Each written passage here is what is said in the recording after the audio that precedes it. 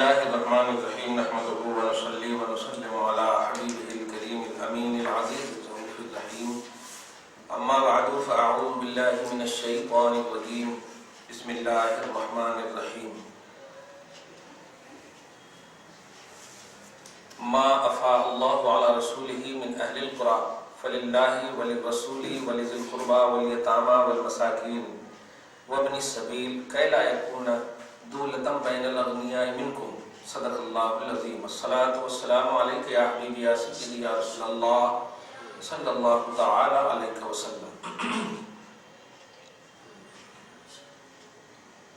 سورہ حشر کی آیت نمبر 7 کا درس ہونے والا ہے.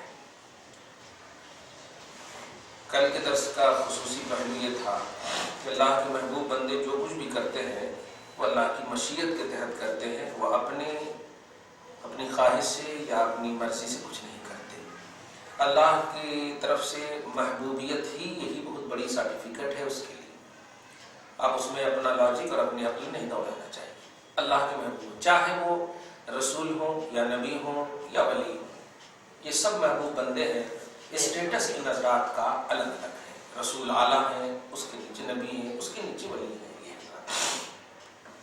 لیکن امتی کے لیے یہ عقیدہ رکھنا چاہیے کہ محبوبیت جو پوائنٹ ہے اللہ پاک کی طرف سے نوازش کا، وہ نوازش ان کے حساب سے ملتی رہتی ہے اور وہ اپنے خدا کو اینی ٹائم اور ہمہ مصروف ہو کر راضی کرنے کے لیے کنٹینیو رہتے ہیں.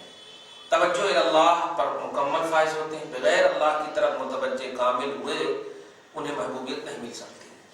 باقی اگر اللہ چاہے تو شرابی کو بھی ولی بنا سکتا ہے. یہ نادر چیزیں ہیں، مگر شرعی چیزیں یہ ہے کہ وہ بندہ جو اللہ کی بارگاہ پر کامل متوجہ ہو، رسول پاک کو کامل چاہتا ہو، تو اسے محبوبیت یقینی طور پر ملے گی. اس کو ولایت وہابی بولتے ہیں. اس لیے میں بول رہا ہوں کہ غوث اعظم، کل کوشش کروں گا میں اس بات کو کہ غوث اعظم کا جو مقام ہے رضی اللہ تعالیٰ عنہ، وہ آپ کو ولایت وہابی بھی حاصل ہے اور ولایت کسبی بھی حاصل ہے. اب یہ وہابی اور کسبی کیا ہے، تھوڑی سی اب بس، چونکہ آنے والا جو پیر ہوگا وہ ایک دن بیچ میں بھی بڑی رات ہی ہوگی. غوث پاک کا ہی موقع ہے 11ویں شریعہ ہے. کب ہے 11ویں شریعہ؟ 11 کو ہے، 10 کو ہے، 10 جنوری کو. ہاں تو غوث اعظم کو ولایت وہابی بھی حاصل ہے اور ولایت کسبی بھی حاصل ہے. ولایت وہابی اس کو بولتے ہیں جو اللہ پاک کے وہ بندے جو عملی دنیا میں کچھ بھی نہ کیے ہوں اور اللہ پاک نے انہیں عطا کر دیا. یہ وہابی ہبہ، عطا، نوازش. اور کسبی بولتے ہیں کہ وہ بندے جو اللہ پاک کو عمل صالح کر کے راضی کر دیا ہو اور اسے اللہ پاک نے بھی ولایت عطا کی. غوث پاک کی جب ہم ذات پاک کو دیکھتے ہیں تو آپ کو ولایت وہابی بھی ہے کہ آپ ماں کی پیٹھی میں ہیں اور اللہ پاک نے آپ کو 18 پارہ کا حافظ قرآن بنا دیا. یہی عطا ہے، کیونکہ پیٹ میں کون سا عمل کریں گے. یہ ولایت وہابی ہے، عطا ہی ہے. اور ہم جب 18 سال کی عمر کے بعد دیکھتے ہیں تو آپ محنت کرنے بھی جاتے ہیں، تعلیم حاصل کر رہے ہیں، تبلیغ کر رہے ہیں، تقریریں کر رہے ہیں، نمازیں پڑھ رہے ہیں. تو یہ اتنی چیزیں عمل صالح کی بنیاد پر بھی آپ کو ولایت کسبی ہے. لہذا کوئی بھی شخص غوث اعظم رضی اللہ تعالی عنہ کے ہم پلہ ہونے کا دعویٰ اس لیے نہیں کر سکتا کہ جو شخص بھی دعویٰ کرے گا وہ نیک عمل کی بنیاد پر تو کر سکتا کہ ہاں ٹھیک ہے ان کو ولایت مل جائے، لیکن عطا اور ہبہ جو ہے یہ سب کو نہیں ملتا. سب سے پہلے ان کو مادر ذات، ماں کے پیٹ میں یہ ثابت کرنا ہوگا کہ ہم حافظ قرآن ہیں. تو غوث اعظم کے ہم پلہ ہونے کے لیے یہ ضروری ہے کہ ان کو ولایت وہابی بھی ہو. ہم ولایت کسبی بھی اگر مان لیتے ہیں، جیسے کچھ لوگ کہتے ہیں نا، میں ہمیشہ بولتا ہوں، جماعت اللہ کہتے ہیں نماز پڑھو نا، حج کرو نا، زکات دو نا، سب یہ سب کرے تو ولایت مل جاتی. تو ہم تھوڑی دیر کے لیے مان لیتے ہیں کہ ہاں ولایت اگر مل بھی گئی تو یہ ولایت کسبی کہلائے گی. غوث پاک جیسی ولایت نہیں ملی. غوث پاک کو ولایت وہابی بھی ہے اور ولایت کسبی بھی ہے. یہ بہت امپورٹنٹ بات ہے، اس کو ہمیشہ یاد رکھیے گا. چونکہ سلطان الاولیاء ایسے ہی انہیں نہیں کہا جاتا، ولیوں کا بادشاہ، ولیوں کی سلطنت، ان کو ایسے نہیں کہا جاتا.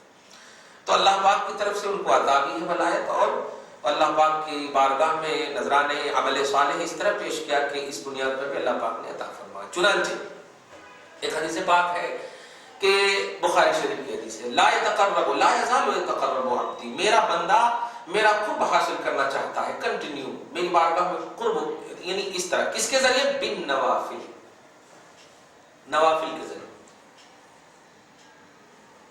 اب آپ غور کریں کہ نوافل کے ذریعے کیسے قرب حاصل ہوگا؟ اللہ پاک آپ پر نماز فرض کیا ہے، نفل کو فرض نہیں کیا، لیکن جب آپ نفل پڑھیں اور اللہ آپ کو قرب عطا کر دے تو کیا یہ ہم سوچ سکتے ہیں کہ ہم نے فرض نہیں پڑھا ہو؟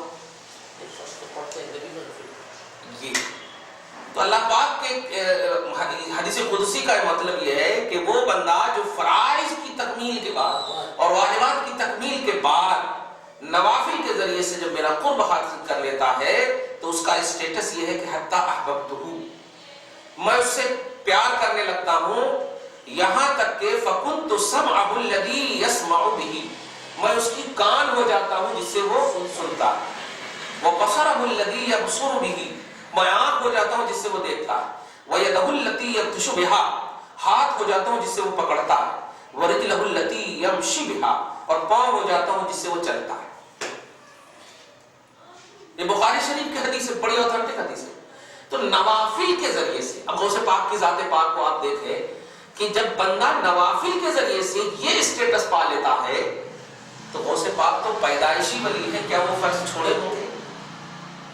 فرض چھوڑے ہوں گے؟ ہرگز نہیں چھوڑے ہوں گے، کیونکہ اللہ پاک جب کسی کو چھوٹے ہی میں سلیکٹ کر لے، جیسے حضرت عیسیٰ علیہ السلام بچپن ہی میں بول رہے ہیں کہ انی عبداللہ، میں اللہ کا بندہ ہوں، مجھے اللہ نے کتاب عطا کی اور نبی بنایا، تب اس کا مطلب یہ کہ اب ان کا اسٹیٹس کم نہیں ہو سکتا، کیونکہ نبوت خاص اللہ کی طرف سے عطا ہوتی ہے۔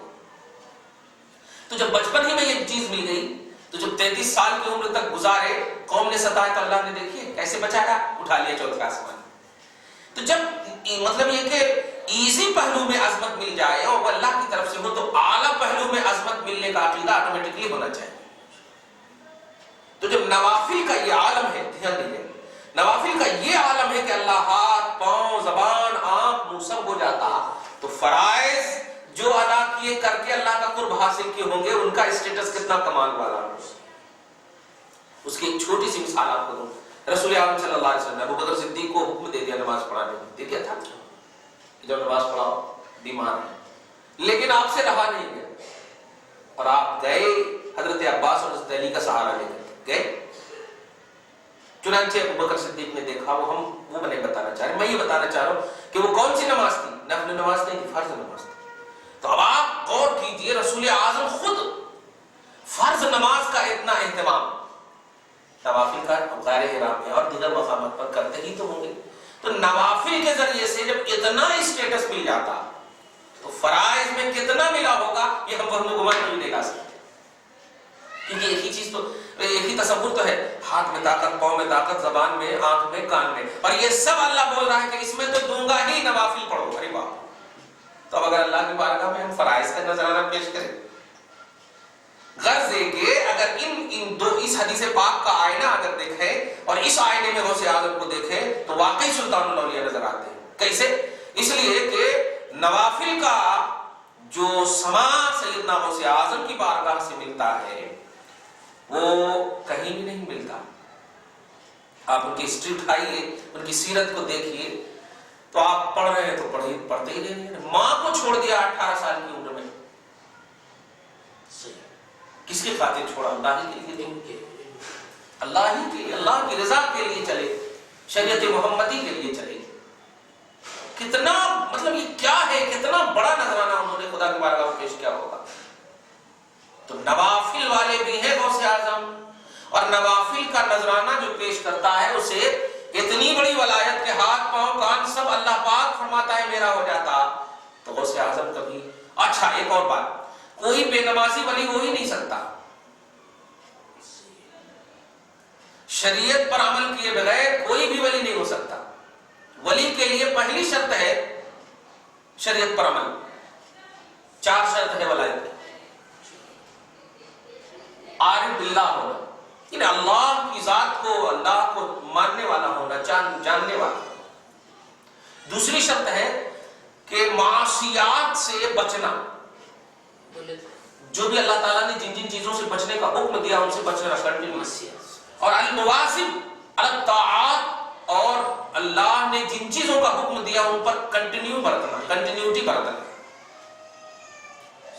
اور تیسری جو سب سے امپورٹنٹ چیز چوتھی کہ الانحناء عن اللذات والشہوات، کیا الاعراض کہ لذت والی چیزیں اور شہوت والی چیزیں اور چیزوں سے روگردانی کرنا، یہ چار چیزیں ضروری ہیں۔ سب سے پہلی چیز آپ دیکھیں تو عارف باللہ تو خیر اس میں کوئی شک ہی نہیں ہے، جو ماں کے پیٹ میں خدا کا کلام یاد کر لیا وہ کتنا خدا کو جانتا ہوگا، خدا کا کلام جو یاد کر لیا وہ کتنا جانتا ہوگا۔ اور دوسری بات طاعات وغیرہ کا تو بول ہی نہیں سکتے، کیونکہ یہی تو حکم تھا کہ اگر تمہیں چین تک بھی جانا پڑے تو شریعت محمدی سیکھنے کے لیے جاؤ، مہد سے لحد تک شریعت محمدی سیکھو۔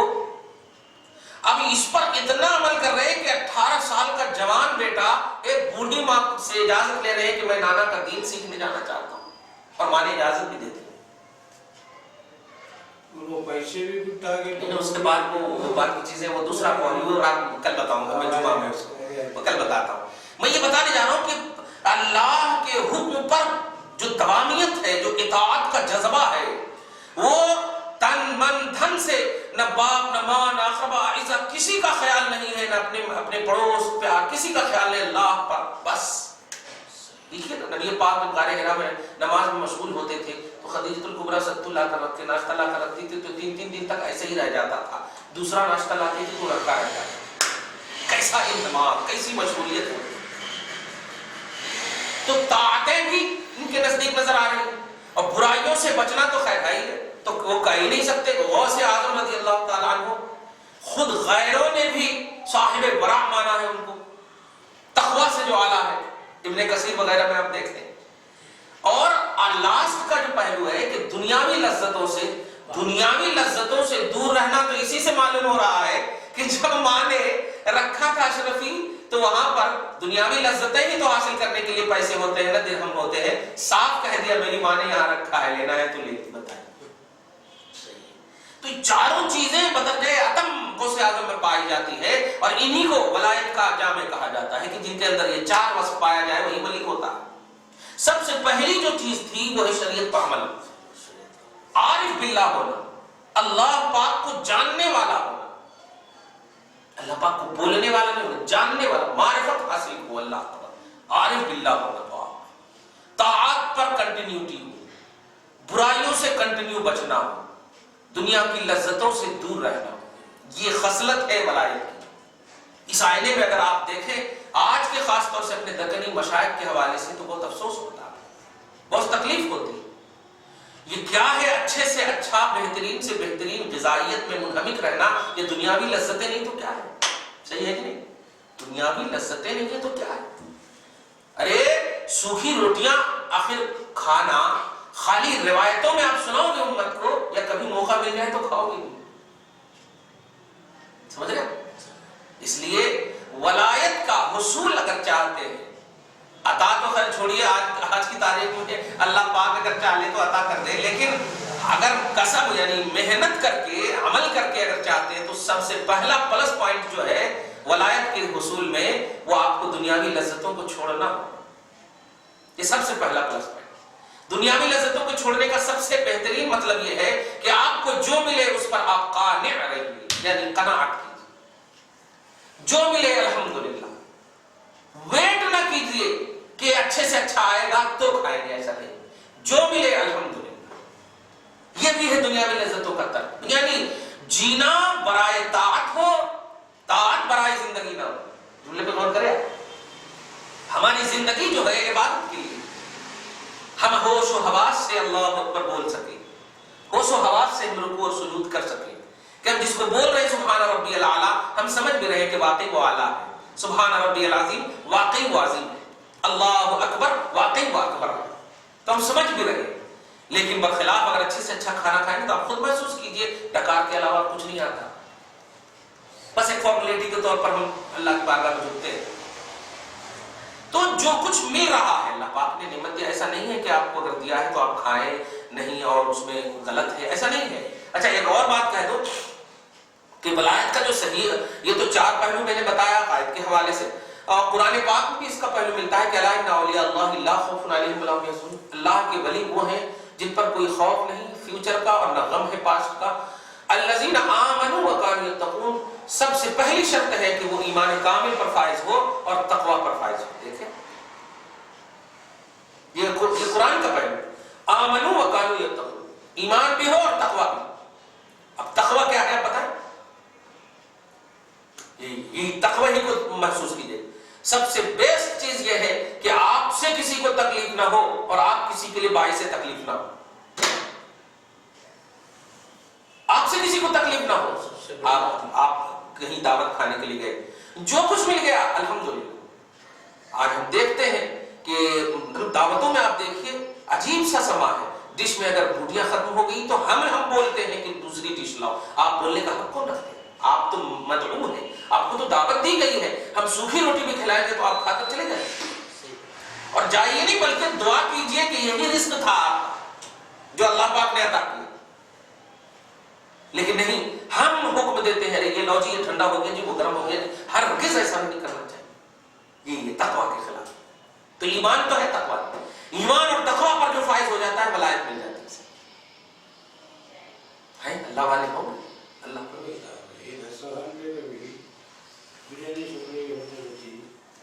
روٹی کھاتے رہتے ہیں، اس کے بعد ختم ہو جاتا ہے، بریانی لاؤ بول کے بولتے ہیں، ویسا بھی نہیں بولا۔ نہیں، بریانی لاؤ کا مطلب یہ ہوتا ہے کہ آپ اس جو بریانی رکھی ہوئی ہے اس کو کیوں نہیں کھا رہے ہیں؟ اس میں ایڈجسٹ ہو گئی، وہ ختم ہو گئی۔ ختم ہو گئی تب کیسے؟ ختم ہو گئی تو کوئی حد نہیں ہے، لیکن جب ایک بوٹی وغیرہ نہ ہونے کی وجہ سے جو بلاتے ہیں نا، یا ٹھنڈا جو ہو جاتا ہے جو بلاتے ہیں وہ نہیں، دسترخوان پہ نہیں ہے بھائی صاحب، یہ نہیں ہے۔ اور اپنے لیے بھی نہیں اشارہ کیجیے نا بھائی، بہت سارے لوگ ہیں اس طرح سے، تو اس طرح میں کوئی نہیں ہے۔ میٹھا نہیں لاتا، ہاں یہ سب مطلب بول سکتے، ایسا بول سکتے، لیکن آپ مطلب یہ کہ آپ کا جو آپ کے پلیٹ میں جتنا کھانا آ گیا ہے اس کے آپ مالک ہیں، اس کے آپ مالک ہیں آپ جو۔ ہاں ایک اور بات یہاں پر، جو کھانے باہر رہتے ہیں تو آپ جو ہے اگر کوئی مالک وہاں موجود ہے تو کیا بھائی میں دے سکتا ہوں؟ جیسے کچھ لوگ بولتے ہیں نا ذرا ان کا خیال رکھیے، آپ ان کا خیال رکھیے آزو بازو، تو وہ اجازت اگر دے دیتا ہم خیال رکھ سکتے ہیں، لیکن اگر اجازت نہیں دی ہے تو آپ زبردستی نہیں دے سکتے کسی کے پلیٹ میں، وہاں اپنی پلیٹ کا آپ دے سکتے ہیں۔ وہ پرسوں کہیں گیا تھا دعوت میں، تو رونق تھے ہمارے ساتھ، تو ان کو جو ہے کچھ بوٹیاں وغیرہ دور تھی، نہیں مل رہی تھی، اور میں دیکھ رہا ہوں کہ وہ انتظار کر رہے ہیں بوٹیوں کو۔ اب میرے پاس جو ہے لا کر کے زیادہ دے دیے تھے، حضرت کی وجہ سے زیادہ دے دیے تھے، میرے پاس بازو بیٹھے ہوئے تو میں نے دے دیا۔ نہیں بیٹا یہ میرا ہے، میرا، میں دے رہا ہوں آپ کو، اس پر کسی کا اختیار نہیں چلتا، وہ میں نہیں دے سکتا، یہ میں دے رہا ہوں، یہ کھاؤ ایک دم شان سے تم۔ میرے پیٹ میں آ گیا، ہاں دے سکتا ہوں، یہ میرا ہے، میں اس کا مالک۔ استر میں بیٹھ کے آپ تیسرے کو نہیں دے سکتے، تیسرے کو ہاں اگر مالک بنا دیا کہ آپ ذرا خیال رکھیے بازو والے کا تو آپ کر سکتے ہیں۔ خیر وہ تو مطلب تقویٰ کا ہم معیار بتا رہے تھے۔ ہاں ادب ہے، ادب اور تہذیب ہے، اور واقعی اس سے جو ایک معاشرہ صحیح تشکیل پائے گا نا حضرت، کہ آپ جہاں دعوت جا رہے ہیں ان کا بھی دل خوش ہوتا، آپ بھی خوش ہوتے الحمدللہ، تو یہی تو رشتہ ہے۔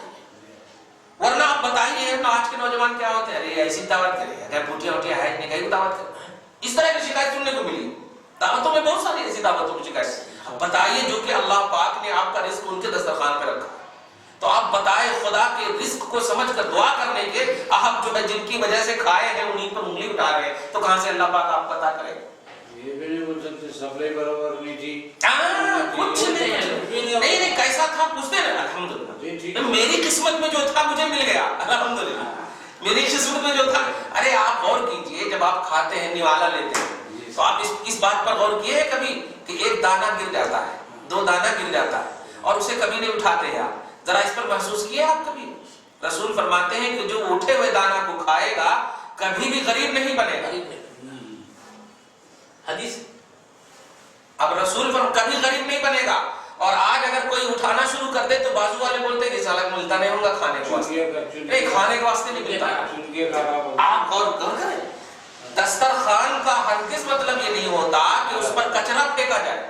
दस्तरखान का मतलब होता कि उस पर जो गिर जाए उठाकर खाओ। इसीलिए तो उसको पाक साफ रखने का हुक्म है, पाक साफ रखने का हुक्म है। साहब जो चुन के खाता वो मन के नहीं खाता, ये बात है। जो चुन के खाता वो कभी मन के नहीं खाता, खुद ब खुद आया थे उसके पास। अल्लाह पाक ने, रसूल ने कहा है कि वो गरीब नहीं बनेगा, ऐसी बात है, कभी गरीब नहीं बनेगा। अरे देखिए ना, वो आज हॉस्पिटल गए थे तो वो मसला पूछा, इसलिए बात आ गई।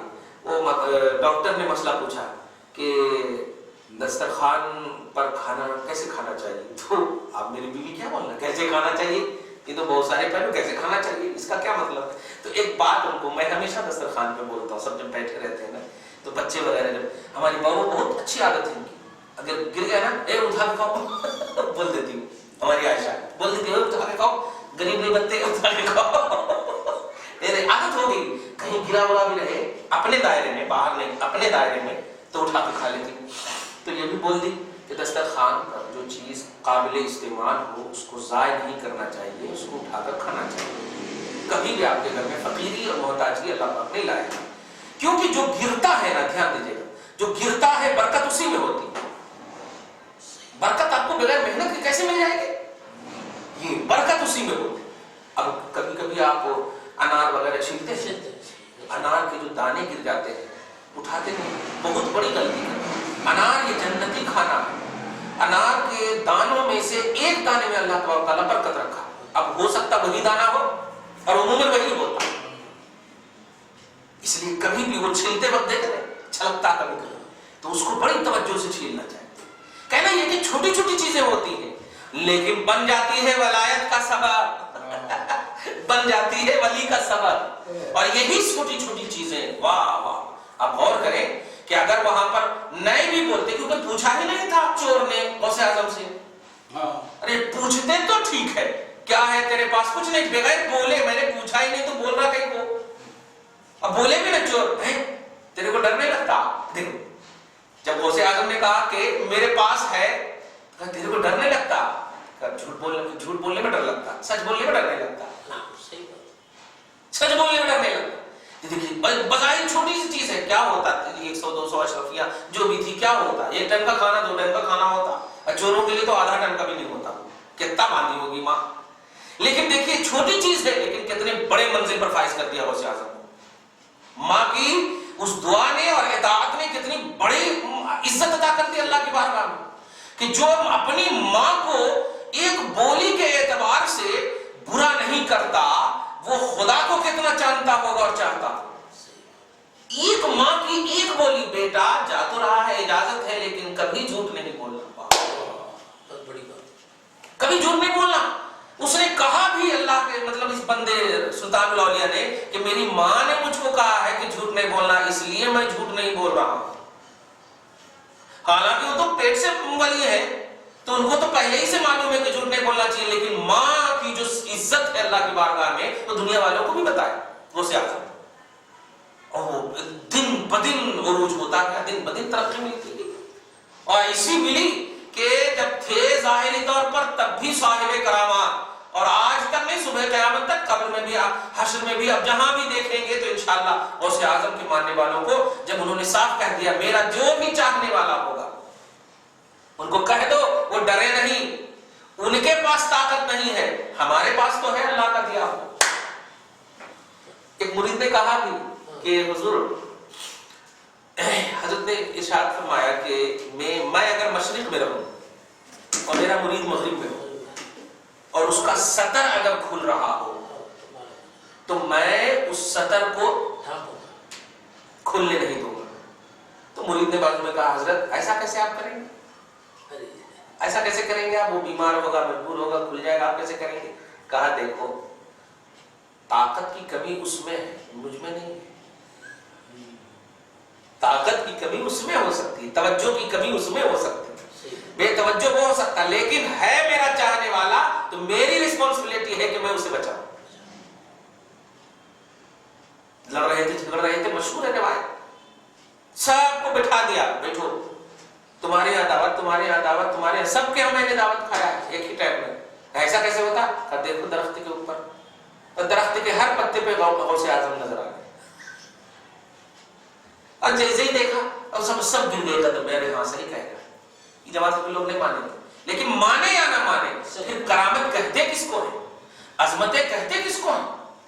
حضرت عیسیٰ علیہ السلام نبی ہے، 40 دن کی عمر میں انی عبداللہ اور آتانی الکتاب اتنی بڑی عربی بول رہے ہو کہ میں اللہ کا بندہ ہوں، بہترین انداز میں بول رہے ہیں قوم کے سامنے. 40 دن کا بچہ، 4 مہینے کے بچے کو ٹھیک سے رونے نہیں آتا، وہاں 40 دن ہے اور بول رہے ہیں کہ میں نبی ہوں گا.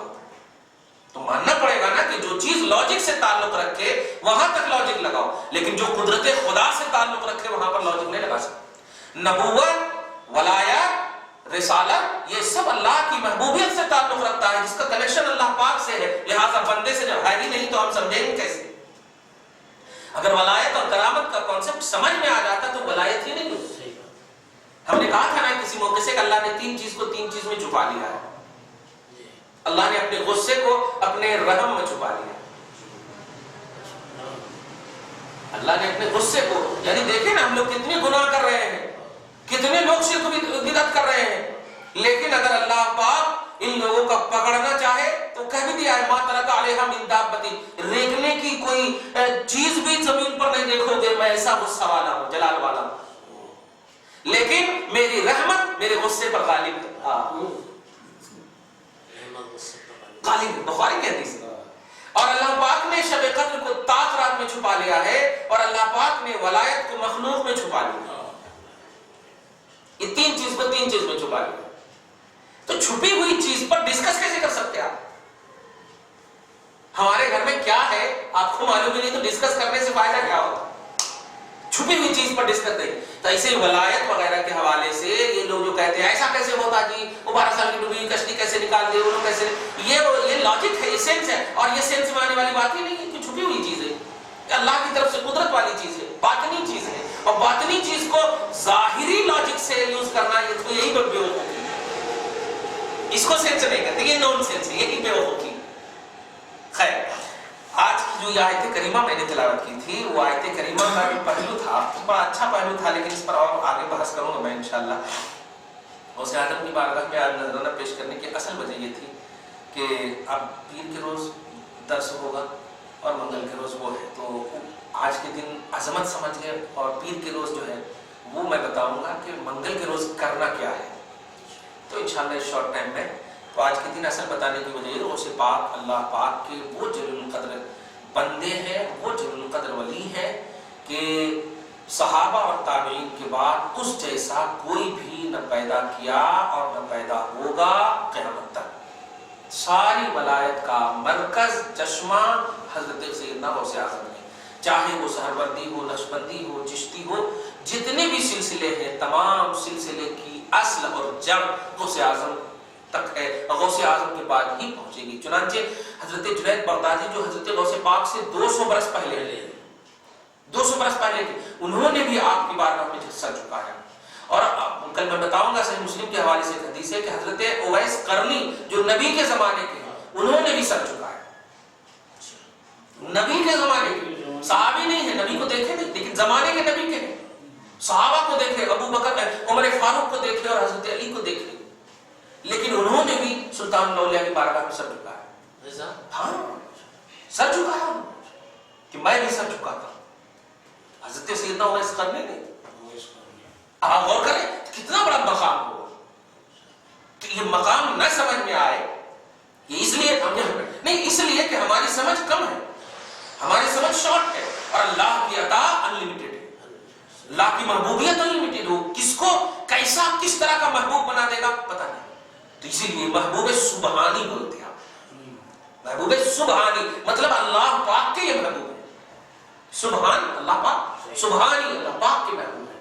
تو اللہ پاک کے محبوب بندے، تو اللہ پاک کی محبوبیت انہیں حاصل ہے. تو آپ کیسے لاجک لگا سکتے ہو، آپ کیسے عقل لگا سکتے ہو جو لوگ غوث اعظم کے حوالے سے. اچھا ہم لوگ بھی صحیح ایکسپلین نہیں کر رہے ہیں نا، یہ بھی ہے، ہم لوگ بھی صحیح نہیں کر رہے کہ غوث پاک کا اسٹیٹس صحیح پیش کہاں کیا.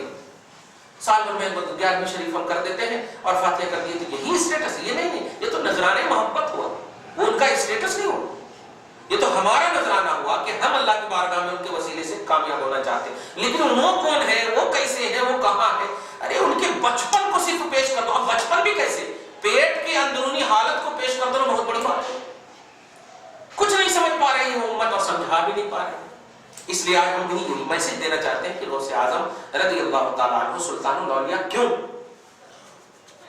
عبد القادر سلطان الاولیاء کیوں اور کیسے, یہ ان کی وجہ یہ ہے کہ وہ ایمان کامل اور تقوی کامل دونوں پر فائز ہے. اور سب سے بڑی بات اس درس میں تو خاص طور سے ہم یہ میسج دینا چاہ رہے ہیں کہ 6 کتابیں عربی میں لکھی, تفسیر الجیلانی کا مطلب غوث پاک کی تفسیر, اور ایسی تفسیر کے جمہور بھی اس پر ناز کریں, جمہور بھی ان پر ناز کریں. ان سے پہلے کی بات چھوڑیں, ہم صحابہ تابعین کو چھوڑ کر کسی میں بھی مجھے ایسی عظمت والی جس میں معرفت بھی ہو اور علم بھی نہیں, جس میں ظاہر بھی ہو باطن بھی ہو. ارے کہیں دیکھیں تو خالی ظاہر ہی ظاہر, کیونکہ کسی اللہ کی مراد کو ظاہر کرنا یہی تو تفسیر کا پہلو ہوا کرتا ہے کہ اللہ کیا کہنا چاہ رہا ہے, اللہ کیا کہنا چاہ رہا ہے, تو اللہ کی بات کی مراد کو ظاہر کی جاتی ہے تفسیر میں. لیکن حضرت سیدنا غوث اعظم واہ واہ واہ, اللہ تبارک و تعالیٰ کی باطنیت میں جو تصور ہے, سر جس کو بولتے ہیں, راز, اس کی بھی وضاحت فرما ہے جسے معرفت کہتے ہیں. تمام مفسرین علم کو یوز کرے ہیں, انہوں نے علم کے ساتھ ساتھ معرفت کو بھی یوز کیا. اور ایسا نہیں کہ علم کو نگلیکٹ کیا, نہیں, چونکہ یہ علم کا جو اسٹیٹس ہے, علم کا جو پہلو ہے وہ پہلے ہے, اس کے بعد معرفت ہے. تو علم حاصل ہو کے ہی تو معرفت جائے. اب معرفت کو جو حاصل کر لیتے علم تو آٹومیٹک ہے. یہ تو یہ عالم باللہ بھی ہے اور عارف باللہ. اس لیے جب اس کو غوثیت کبریٰ بولتے ہیں, جیسے رسول پاک صلی اللہ علیہ وسلم کو بولتے ہیں رسالت عامہ, رسالت مطلقہ, رسالت عظمیٰ, آپ سب سے بڑی رسالت پر فائز ہے. ایسے ہی غوث اعظم ولایت کبریٰ اور غوثیت کبریٰ پر فائز ہے. مراد یہ ہے کہ غوثیت کبریٰ سے مطلب یہ تھا پاسٹ, پریزنٹ, فیوچر تینوں کو دیکھتے ہوئے ان کو وہ تاج پہنایا جاتا ہے. تو جنید بغدادی یہ پاسٹ کے ہیں.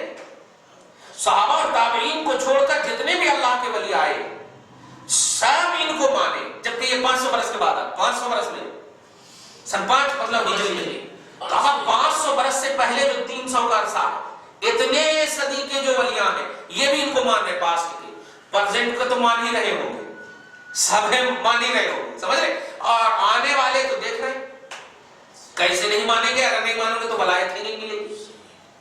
ظاہر ہے ولایت کے انڈیکس میں آنے کے لیے تو انڈیکس کو فالو کرنا ہوگا نا, تو ماننا ہی ہوگا فیوچر والوں. تو یہ اسی کو غوثیت کبریٰ, ولایت کبریٰ, غوث اعظم رضی اللہ تعالیٰ عنہ سلطان الاولیاء کیوں غوثیت کبریٰ پر فائز اس لیے ہے. اور یہ کوئی مطلب یہ کہ ہماری طرف سے صرف بناوٹی پہلو نہیں ہے, ہم نے قرآن پاک سے خود اب دیکھیں کہ سورہ احزاب کی آیت نمبر 40 کے تفسیر میں, تفسیر روح المعانی میں اس بات کی وضاحت نبی پاک صلی اللہ علیہ وسلم کی طرف سے اور حضرت علی کی طرف سے بھی جو عطائیں ہوئی ہے, سورہ احزاب کی آیت نمبر 40 کے تحت تفسیر روح المعانی میں اس کا تذکرہ ہے کہ نبی نے آ کر کے کہا, بیٹے عراق والے تم سے فیض پانا چاہتے ہیں, تم تقریر کیوں نہیں کرتے؟ تو انہوں نے کہا کہ ابو جان یا نانا جان, میں اجمی ہوں اور یہ سب عربی ہے, میں عربی کے سامنے کیسے تقریر کروں؟ تو رسول پاک نے 7 مرتبہ لعاب دہن ڈالا. پھر حضرت علی آئے تو 6 مرتبہ لعاب دہن ڈالا, اور اس کے بعد خود یہ کہتے ہیں کہ اب جو یہ عربی بولنا شروع کیے تو سارے عراق کے لوگ پریشان ہوئے. تو سورہ احزاب کے آیت نمبر 40 کی تفسیر روح المعانی میں دیکھیں, مطلب یہ کہ قرآنی پہلو ہے ان کی غوثیت کبریٰ پر, قرآنی پہلو ہے ان کی ولایت کبریٰ پر, توحید کا کانسیپٹ ہے ان کی ولایت پر اور ان کی عظمت پر. تو جو لوگ ایزی لے رہے ہیں غوث پاک کو, وہ بہت بڑی گمراہی میں ہے, وہ بہت بڑی گمراہی میں ہے. دعا ہے پروردگار عالم آپ کو, ہم سب کو نبی اعظم صلی اللہ علیہ وسلم کے اس پیارے بیٹے, عظیم الشان فرزند سیدنا غوث اعظم کی فیوز و برکات سے, ان کی روحانیت سے ہم سب کو مالا مال فرمائے. ہم سب کے آل اولاد کو برکتوں سے ہمیشہ نوازے, ہم سب کو نسلوں کو, ہم سب کی نسلوں کو آباد رکھے, ہم سب کے اصلوں کو ان کے وسیلے سے بخش دے. جو پریشانیاں ہیں دور فرمائے, ہمیشہ دور فرمائی گئی ہے پروردگار. ہم میں کمی ہے تو کمی کو دور فرما دے, لیکن تیری بارگاہ میں اس محبوب بندے غوث کبریٰ پر فائز سیدنا شاہ عبد القادر جیلانی رضی اللہ تعالیٰ عنہ کے وسیلے تیری بارگاہ میں مقبول ہیں. اس مقبولیت کے صدق و طفیل میں ہم سب کی نیک اور جائز تمناؤں کو پوری فرما, ہماری پریشانیوں کو دور فرما, ہم سب کے گھر بار میں اور اولاد میں برکتیں عطا فرما, جو بھی آرزویں ہیں جو بھی مشکلات ہیں دور کرتے ہوئے آرزوؤں کی تکمیل فرما. وصلی اللہ تعالی علی خیر خلقہ محمد وآلہ واصحابہ اجمعین.